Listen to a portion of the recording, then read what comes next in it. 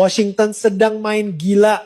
Hampir 40.000 warga Tiongkok dapat tiket sekali jalan pulang kampung. Ini bukan gosip medsos ya, tapi operasi keamanan nasional sungguhan. Angkanya cukup buat memenuhi stadion bola, bikin Beijing dan komunitas Tionghoa di AS gempar. Apakah ini awal dari perpisahan abadi? Ini bukan cuma angka di kertas. FBI benar-benar turun tangan dan mereka nggak main-main. Di seluruh AS, agen federal mulai menyisir setiap sudut. Targetnya pelintas batas ilegal, pekerja gelap, dan yang paling panas mereka yang dicurigai jadi mata-mata. Otoritas AS bilang ada 390.000 warga Tiongkok yang statusnya ilegal dan perintah deportasi 40.000 orang pertama ini cuma permulaan. Suasana di Chinatown sekarang tegang banget. Kayak lagi nonton film action tapi nggak ada yang mau jadi pemeran utamanya. Kalau berpikir bisa kabur, pikir lagi deh. Pemerintah Amerika lagi pakai taktik hajar dompetnya. Siapa yang coba bersembunyi dari deportasi bakal kena sanksi keuangan super pedas, termasuk penyitaan aset. Bayangkan, kerja keras bertahun-tahun di negeri Paman Sam, beli rumah, mobil, tiba-tiba ludes gara-gara maksa bertahan. Ini peringatan dingin, pulang sukarela atau pulang miskin. Dunia lagi nahan napas, ini bakal efektif atau malah bikin rusuh ya. Pastinya Beijing gak diam aja lihat warganya diusir. Jubir Kemenlu Mauning langsung menyemprot Washington habis-habisan. Efeknya, medsos Tiongkok meledak sama gelombang nasionalisme. Slogan boykot produk AS, cintai produk lokal bergema lagi. Tapi menurut kalian nih Sobat Indo, emangnya membanting iPhone yang udah dibayar bakal bikin Apple nangis? Atau itu cuman perlawanan sia-sia yang bikin mereka makin terkucil? Kemarahan ini kayak menyiram bensin ke api hubungan yang udah retak. Seolah deportasi belum cukup drama, Mike Gallagher menambahkan bensin lagi lewat tulisan heboh di Wall Street Journal. Dia bilang belak-belakan, usir semua mahasiswa Tiongkok dari Harvard. Alasannya pedes banget. Ngapain AS buang sumber daya pendidikan elit buat melatih musuh bebuyutan? Dia anggap ini sama aja kayak memelihara anak macan, bikin Beijing makin kuat buat melawan AS nantinya. Pendapat ekstrim. Tapi anehnya makin banyak pendukungnya di Washington. Ketakutan sebenarnya ada di satu kata, teknologi. AS parno banget riset dan teknologi rahasia mereka dicuri. Mereka yakin membuka pintu universitas top buat mahasiswa Tiongkok itu sama aja mengasih karpet merah buat Beijing nambah kekuatan militer. Ini bukan lagi soal kuliah biasa. Kampus udah jadi medan perang. Tiap skripsi, tiap proyek riset sekarang diawasi ketat banget. Menurut kalian AS lebay atau emang beralasan buat panik? Aksi langsung menyusul omongan. Kemenlu AS konfirmasi udah membatalkan lebih dari 6.000 visa pelajar. Yang paling panas tuh tuduhan ke Kennedy School-nya Harvard, pabriknya pemimpin dunia. Sekarang tempat itu dijuluki sarang mata-mata Beijing, tempat anak pejabat Tiongkok membangun koneksi. Mike Gallagher membongkar apa yang dia sebut jalur operasi Beijing tepat di jantung Amerika. Tamparan keras banget buat kaum elit Tiongkok. Tragedi nggak cuma datang dari AS. Di wisuda UCLA, Jane Fan, wanita Tiongkok Amerika, berani mengkritik kebijakan imigrasi Trump. Dia pikir dia lagi mempraktekkan kebebasan berpendapat. Apesnya, dia malah diserang sama bangsanya sendiri. Medsos Tiongkok isinya sumpah serapah. Suruh Xi Jinping jemput sana, usir dia sekarang. Jane kejepit, AS curiga Tiongkok menganggap pengkhianat. Contoh sedih betapa dalamnya perpecahan ini. Tahu nggak ironisnya di mana? Dulu AS sama Tiongkok tuh lengket banget.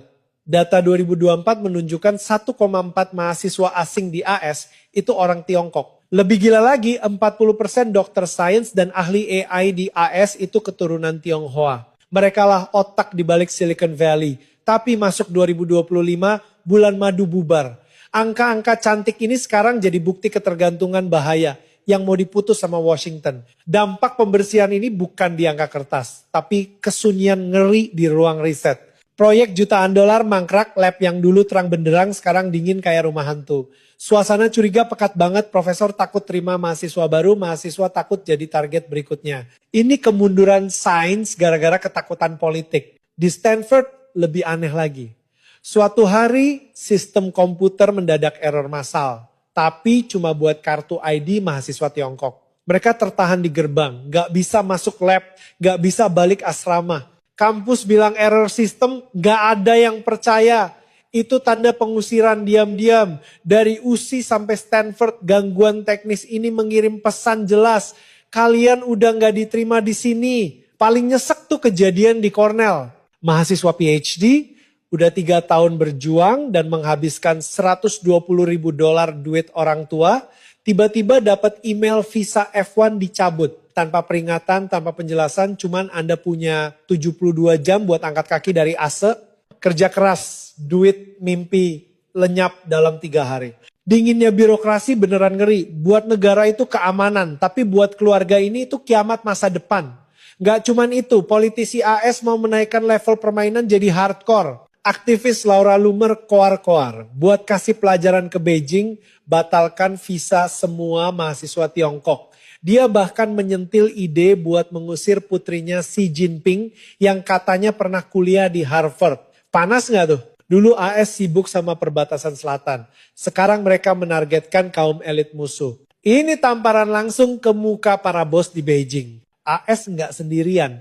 Efek domino udah nyampe Eropa sama Jepang. Negara-negara maju ini mulai membatasi kerjasama sama Tiongkok di bidang sensitif kayak semiconductor, AI, dan kuantum. Tiongkok yang tadinya pabrik dunia sekarang jadi target kecurigaan nomor 1 soal imigrasi dan teknologi. Tembok tak terlihat lagi dibangun mengelilingi Beijing bukan dari batu bata tapi dari sanksi dan rasa curiga. Tapi tragedi nggak stop di sanksi atau perbatasan negara. Image orang Tiongkok di mata dunia makin hancur gara-gara benturan budaya sehari-hari. Bukan cuma dikucilkan secara politik, mereka mengisolasi diri secara sosial. Dari pemerintah lawan pemerintah, sekarang jadi rasa antipati antar manusia. Apa sih yang bikin turis Tiongkok jadi mimpi buruk pariwisata global? Lihat deh apa yang terjadi. Di Paris dan Jepang, warga lokal mengeluh soal turis yang memanjat situs sejarah, buang ingus, bahkan meludahi batu ribuan tahun. Di Korea lebih parah, ada laporan buang hajat di tempat umum.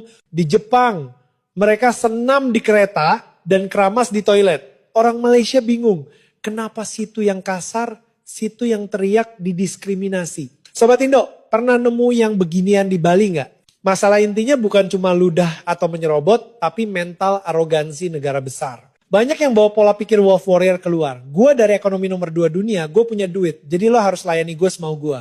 Mereka nolak adaptasi karena ngerasa aturan orang lain lebih rendah. PD kelewatan ini, ditambah minimnya edukasi warga. Bikin gelombang boykot diam-diam tapi keras dari warga lokal. Kok bisa gitu ya? Padahal Tiongkok kan negara sopan santun dengan sejarah 5.000 tahun. Jawabannya ada di sejarah modern. Sejak 1949 gerakan politik udah menghancurkan akar tradisi, tata krama, dan ikatan keluarga. Lubang moral gede banget tercipta. Kelakuan aneh sekarang itu bukan budaya Tiongkok asli, tapi produk dari sistem yang merusak budaya itu. Kebaikan dianggap lemah, rebutan dianggap hebat. Sedih banget kan? Contoh nyata Oktober lalu di Zhangjiajie.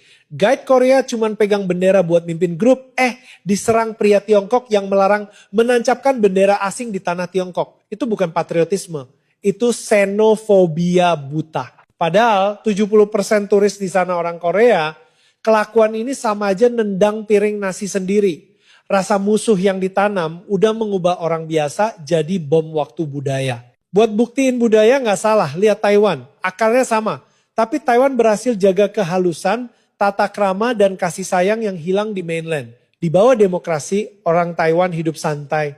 Menyelesaikan masalah pakai ngomong bukan tonjok. Kontras ini bukti jelas.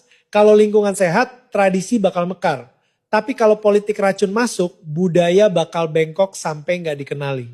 Cerita hari ini panjang dan penuh drama kan? Dari deportasi, mata-mata, sampai adab turis. Dunia berubah cepat banget dan kita lagi nonton sejarah. Sobat Indo gimana? Kalian tim Taiwan yang kalem atau mainland yang gaspol? Terus menurut kalian AS kelewatan gak? Komen di bawah ya, saya bacain loh. Jangan lupa like, share, dan pencet lonceng biar gak ketinggalan berita panas lainnya. Makasih dan sampai jumpa.